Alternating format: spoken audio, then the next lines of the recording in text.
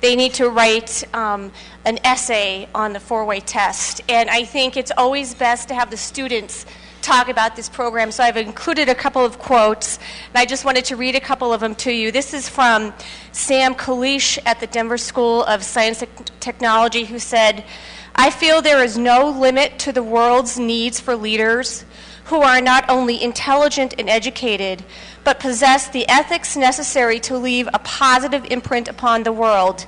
And I believe I can be one of those leaders."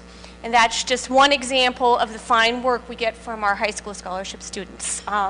It's a great program, and I'm always looking for mentors. Thank you, Allison. It's a wonderful job that you do as chair of that committee. And I can personally attest that it is a whole lot of fun.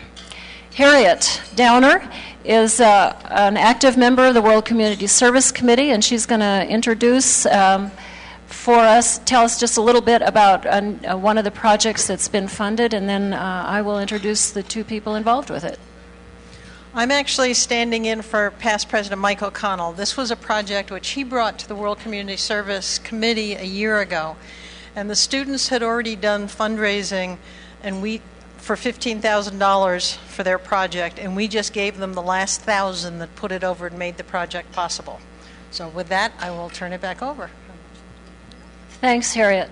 We have Amy Turan, and we have Angie Uristi. Amy is a teacher at North High School, and she was the organizer of the Ayuda Foundation, which supports the Casa Ayuda Orphanage and Community Outreach Center in San Miguel de Allende, Mexico.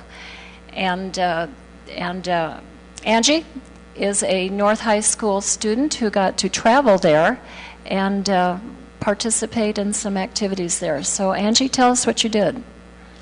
Well, we went to Mexico, and we went to Casa Ayuda, an orphanage, and we helped them build part of a school that they're going to be having there for preschool and secondary education, and for just the people around the community who weren't able to finish school could go and learn basic basic skills. So, yeah. Tell me how it changed your worldview in your life. Well, going to Mexico to an orphanage, you get to see things from a different perspective. Here in America, you're accustomed to seeing children with their parents all the time. And some of the children don't respect their parents so much. They might have everything in the world, but they're still not happy. And in Mexico, the orphans, they didn't have their parents. They didn't have a family. They didn't have a lot of material items, but they were always happy. So seeing them happy with the little that they have makes you open your eyes and appreciate everything that you have here. Amy, would you please tell me just a little bit more about how the trip is organized and where they stay and that kind of thing? The students go for 2 weeks to San Miguel de Allende, Mexico, and they stay in families' homes. They go to school to enhance their Spanish language skills in the mornings, and in the afternoons we go out on the town or go over to the orphanage. At the orphanage, another really big thing besides helping build the school, which we did this year, in the past we've also brought school supplies, clothing, and that kind of thing. And additionally, it's just fun to hang out with the orphans. And I think the group of students that went, really enjoyed just being that person that each one of those orphans looked up to. Sounds like a wonderful program. Our World Community Service Committee, as Harriet noted, gave them the last $1,000 to help fund the kids going there. And thanks so much for coming today. Jim Johnston and Christy Schaefer. Christy, as you may know, is Senior Development Director with Junior Achievement.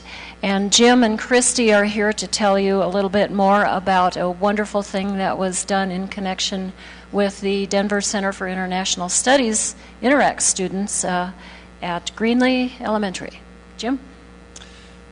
We had what's called Junior Achievement in a Day, and it's we do it every year. And it was one day where multiple Rotarians from our club here, and I think from another club as well, Cherry Creek, volunteered their time, where for the entire school day, we went and taught a group of classroom students. I went and taught second graders. I was paired together with one student from DCIS, Edgar Lucero, and he taught some of the lessons, I taught some of the lessons. But Junior Achievement comes up with a curriculum. They give us a kit that we bring with us to the classroom. Makes it very easy for us, just a couple hours of preparation that I spent with Edgar.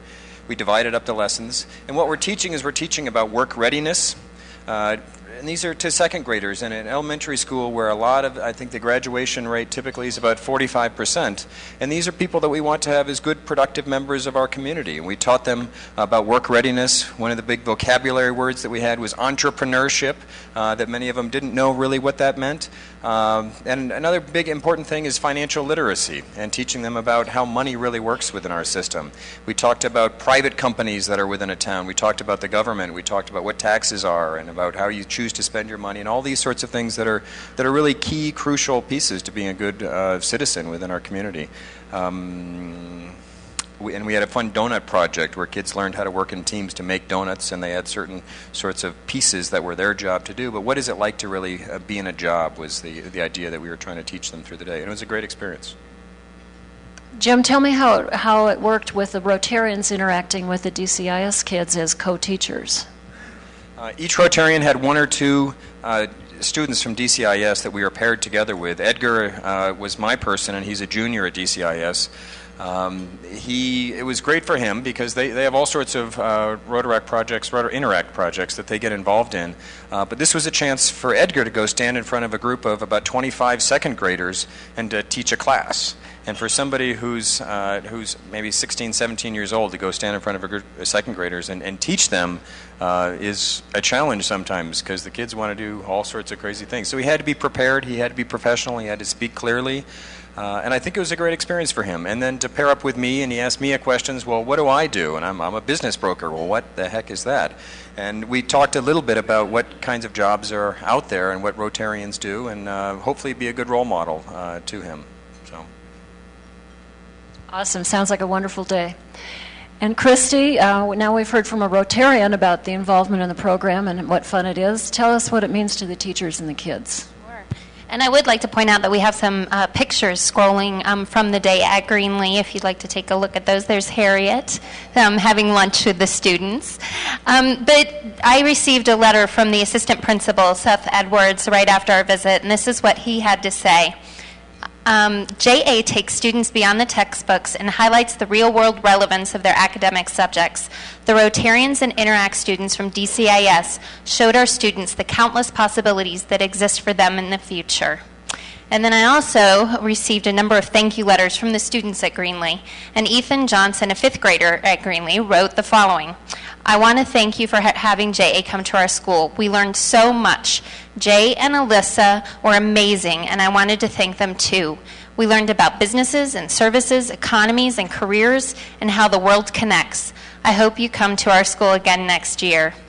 And I just want to say to all of the Rotarians that did come out and volunteer that day, JA makes an impact because of the volunteers that present our programs. They're the ones that are bringing that realistic perspective into the classroom. So thank you to all of you and to the DCIS students. I know there are a couple of them here, Tyler and Wang, that volunteered that day.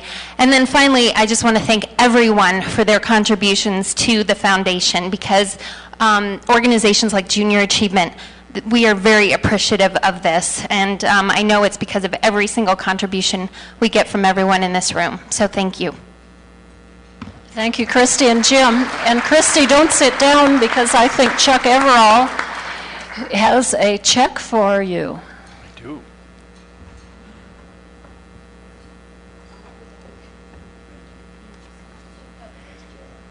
This is the...